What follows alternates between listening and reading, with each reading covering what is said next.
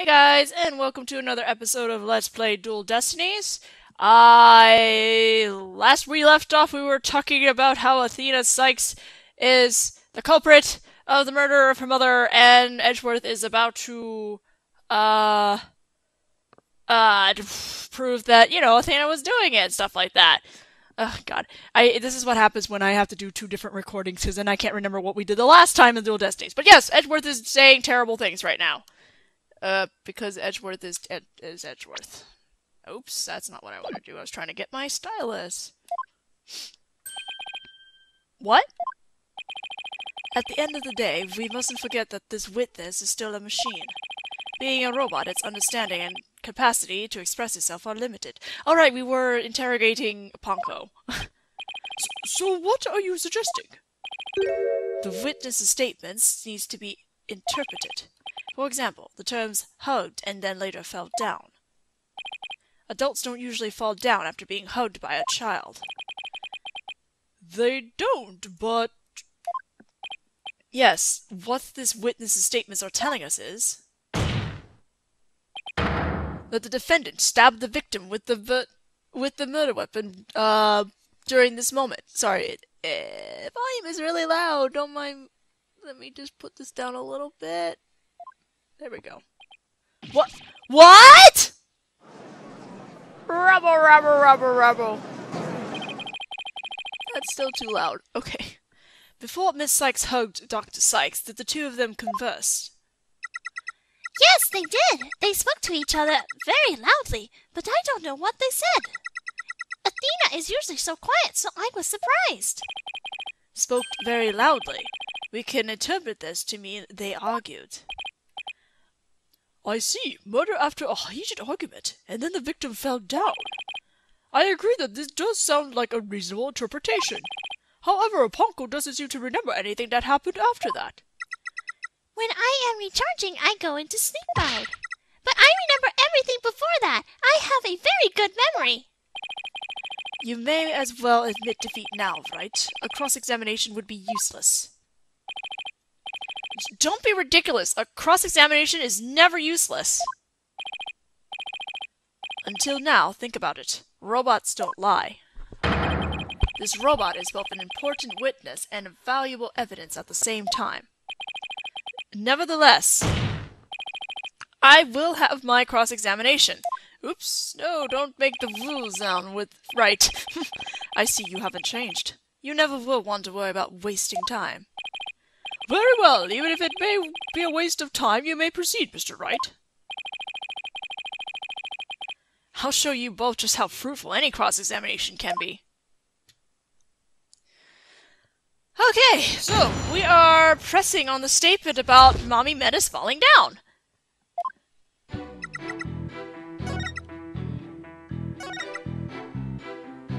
Hold it!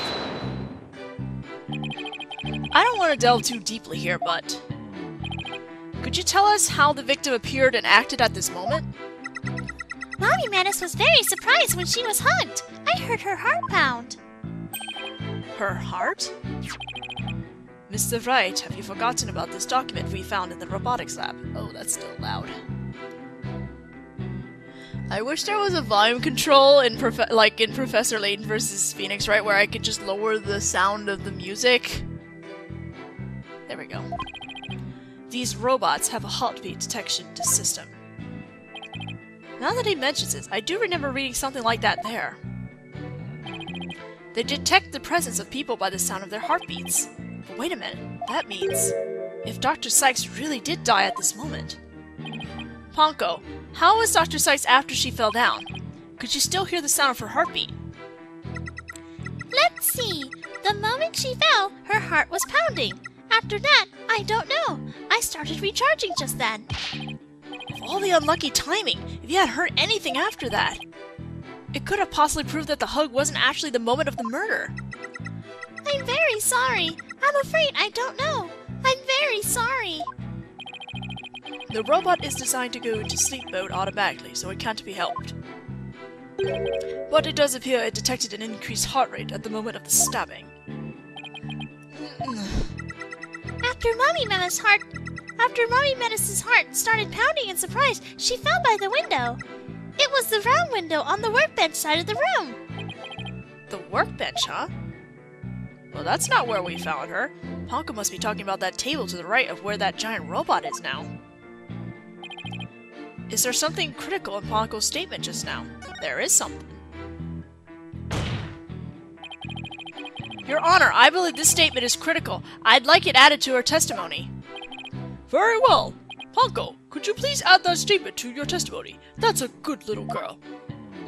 Judge, please. Mommy Menace fell down near the round window on the workbench side of the room.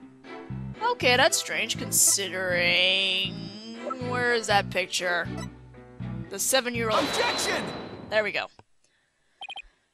Ponko, your statement may have just inspired a breakthrough. I was helpful? Hooray! I'm so happy! Just to be sure, let's go over it again, okay? The victim fell near the window on the workbench side of the room. However,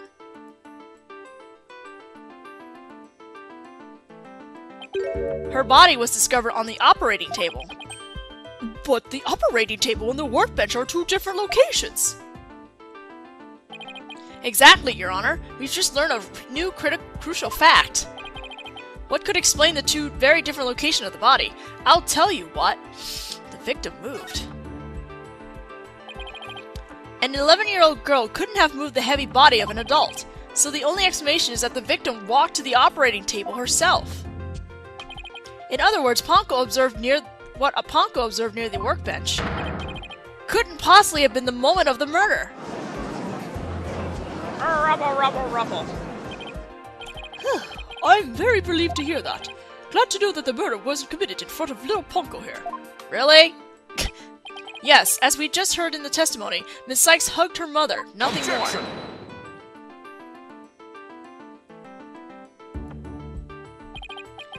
Right. 5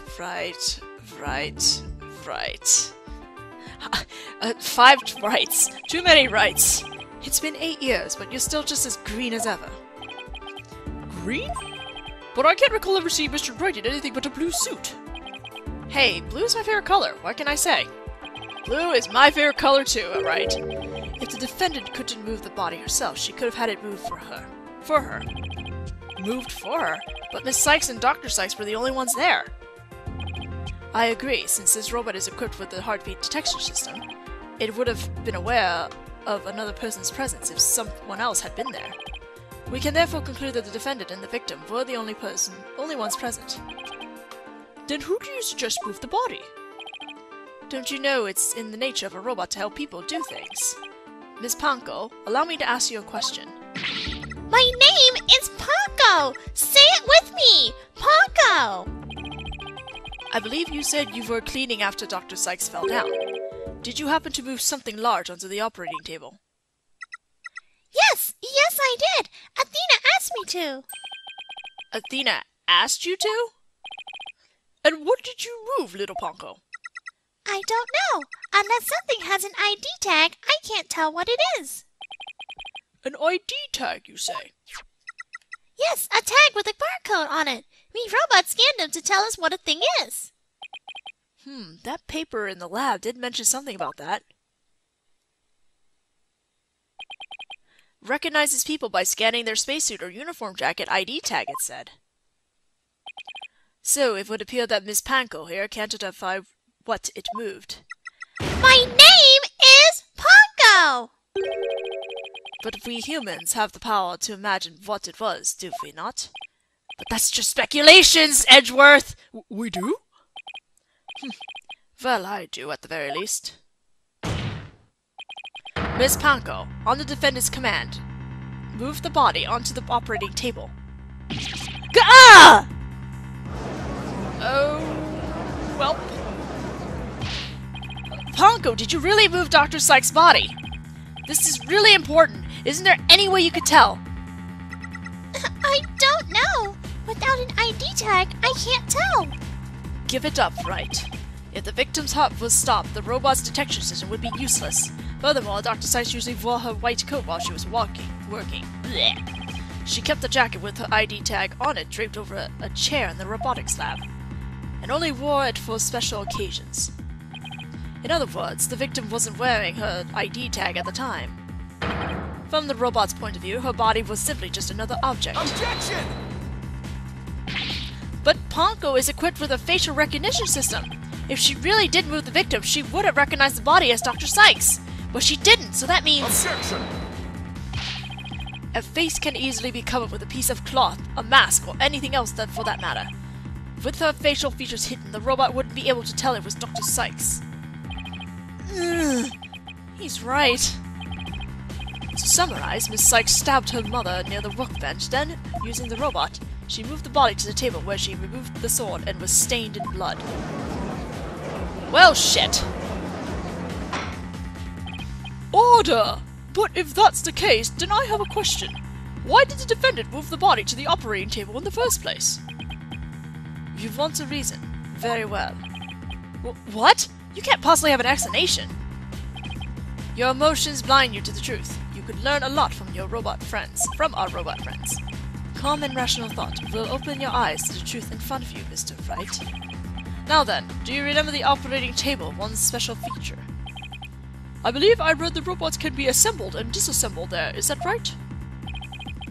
That's right, and to the defendant, who was just a child at the time, the table was like a magic box that could make robots appear or disappear in seconds. Oh, that's really creepy. That's really disturbing. Oh! But in the end, my mom just put her on the operating table and fixed her in a flash. I was so impressed by what my mom did. I even asked her if she would put me on the table and fix me if I ever got hurt. That is so twisted. It looked just like magic to me, what she could do. You can't possibly be suggesting this young, sheltered girl had a difficult time distinguishing robots from people. But take a look at Ponko's arm. It was Miss Sykes who bandaged it up like that. She must have thought that machines healed in the same way that people do. What an adorable, naive mistake. It reminds me of my grandchild. My own grandchild. No way. I refuse to believe it! Miss Sykes made a childish, naive, and cruel mistake. She thought that if a robot could be dismantled and vanished without a trace... Prosecutor Edgeworth! If you're about to claim what I think you are, I demand that you word it as delicately as you can. With all due respect, Your Honor, all I can do is present the truth as it stands. The reason the defendant moved the victim's body to the operating table... No! Don't say another word! Just stop! Nope! Was to dismantle the evidence so that she could get away with her crime. That can't be. That can't be true!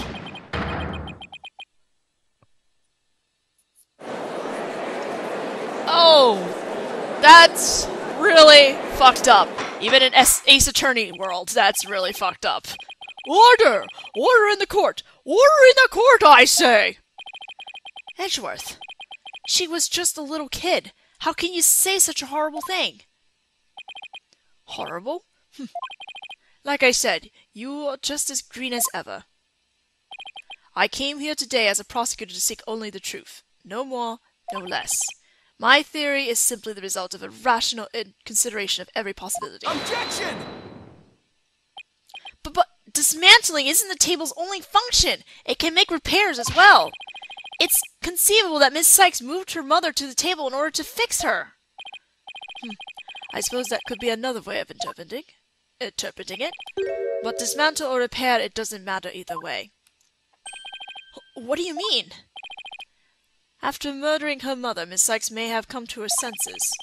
Perhaps she did want to make it appear as if it never happened.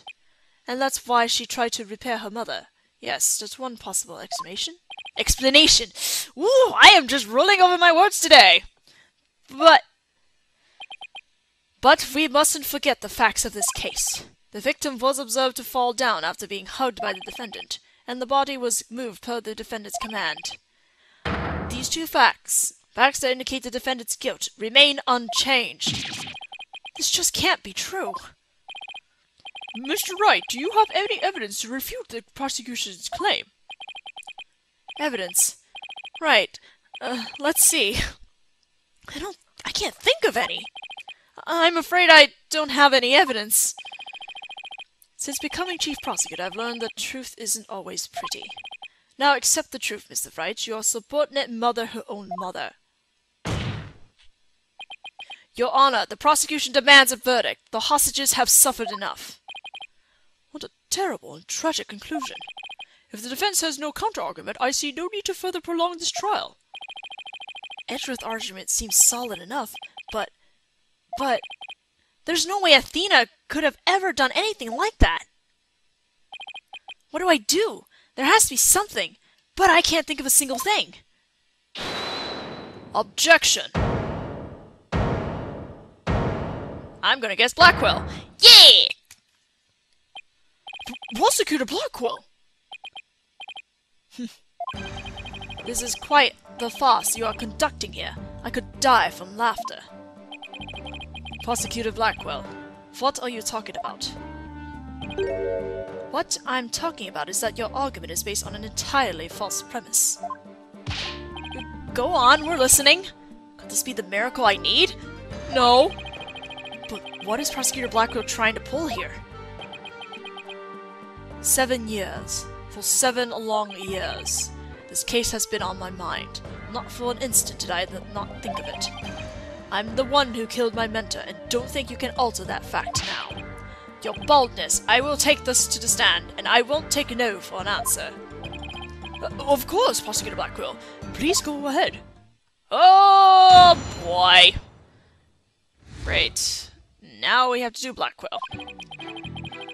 I went to the Cosmos Space Center with the intention of killing Dr. Sykes, but when I got to the robotics lab, I found Athena there instead. I would not be swayed from my purpose, so I waited for Dr. Sykes to return. And then, I committed the act. How cathartic it was. Blackwell, no! But little Ponko here witnessed the victim falling. In other words... Objection! I don't need any of your other words, old man. I can guess what happened. Which would be... She fell means she fell. Merely that. The mother and child fooling around. Perhaps she tripped. Not that it matters. When I entered the lab, there was no trace of Dr. Sykes to be seen. There was no dead body either, of course, meaning she must have left the room. So the murder occurred after the time period Ponko described in her testimony? You would hardly take stock in the words of a wind-up toy. Objection! Then how do you explain the fact that the defendant had the robot move something? Athena was always tinkering with the robots on the operating table to amuse herself, and she always had Ponko move the heavy ones for her. That day was no different. Ponko moved a heavy robot for Athena. This is awful. What he's saying seems to make sense, and yet... Objection! Prosecutor Blackwell, are you trying, even now, to turn away from the truth? Do you realize we could bring the dark age of the law to a close today? Objection! You expect too much from me. I'm just a murderer, beyond redemption. Why don't you just let me go so I can settle down in hell?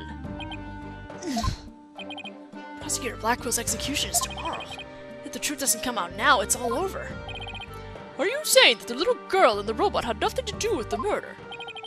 That's right. So let's hear your verdict. If we don't hurry, I might miss the ferry across the Styx. Don't you dare, Judge! Don't forget, I have hostages over here. And Simon, how long are you going to cover for her? Miss Blackwell. Forgive me, Aura. I never wanted you to do anything like this for me. But you agreed to this trial. If you have a counter-argument, then present your evidence. That's the rule of the courtroom. Isn't that right, Chief Prosecutor? Blackwell, you selfish! Well, to be frank, I don't like this, but it's my duty to make a decision. If no one has a counter-argument, I will announce my verdict. Is this really happening? Is it really going to end just like it did 7 years ago? I wanted to do it so bad. Even now. I wanted to fly out. I want to fly out of here and go save him. No, I can't tell her. But how can I lie to Athena? If I can't prove Prosecutor Blackwell's innocence in this trial, I don't think Athena will ever forgive me. Yo, I think she wouldn't be mad at you in particular. I can't let this happen. But I just don't have the evidence to counter Prosecutor Blackwell's testimony. Rubble. Hold it! I'm going to assume it's Athena. Yeah! Although, you should probably not be on the defense bench. Athena, what are you feeling okay? I can hear it. I can hear the voice of his heart. He's hiding something. If he really is, I could sure use Athena's help here. Her power might be just the thing to get us through this. Objection! Sykes, Dodo. No need for you to chime in here. Just accept that you're innocent. Objection! These past 7 years, they've been just as hard on me. They've been just as hard on me, you know. What are you talking about? Do you remember that horrible, horrible trial?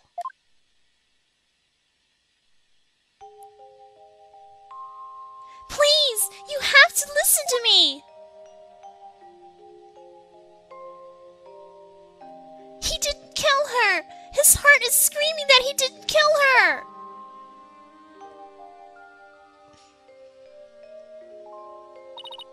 Even now, every time I stand in a courtroom, it comes back to haunt me.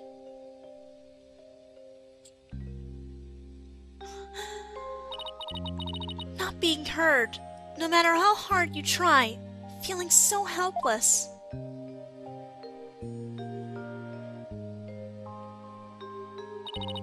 Caught in people's stares, so scared that it feels like your chest is in a vice.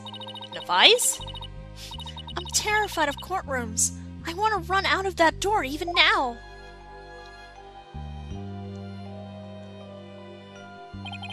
And yet you found a way to keep your fears at bay and became a lawyer. Thanks. That's because one day I came to realize that I had to fight. I couldn't give up. I exercise hard and I study hard. I wanted to become the strongest lawyer I could be. This day has finally come. The day I've been looking forward to with all my heart. This is why I became a lawyer. This is why I study psychology. It was all to save you from this false conviction. But Miss Sykes, do you realize what it would mean? You are the accused, after all. If you prove Prosecutor Blackwell innocent, then... The only thing that matters is the truth. It's my duty to find out what that truth is. Simon, please give me this chance. The chance to shake off this fear that's been with me for 7 years and to face the truth. Athena is being so brave, confronting her past like this. This might really be the last chance to save them both. Prosecutor Blackwell, please testify one more time about the incident 7 years ago. Fine, but your efforts will surely be in vain. For I am not a man who can be cut down easily. Here we go, Simon. Let me hear the voice of your heart.